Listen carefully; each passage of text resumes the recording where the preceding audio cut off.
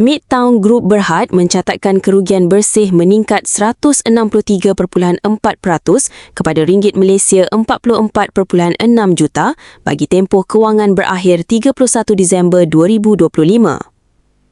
Prestasi lemah ini berpunca daripada tekanan margin akibat lonjakan harga bahan binaan utama didorong gangguan rantaian bekalan global. Selain itu, kos buruh yang meningkat serta kekangan operasi projek turut menjejaskan prestasi kumpulan.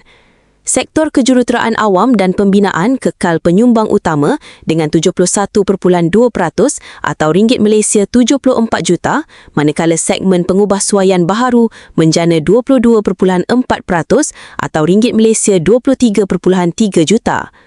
Walaupun berdepan kerugian, pengurusan kekal berhati-hati optimis dengan prospek masa depan melalui tumpuan kepada sektor pusat data yang sedang berkembang pesat.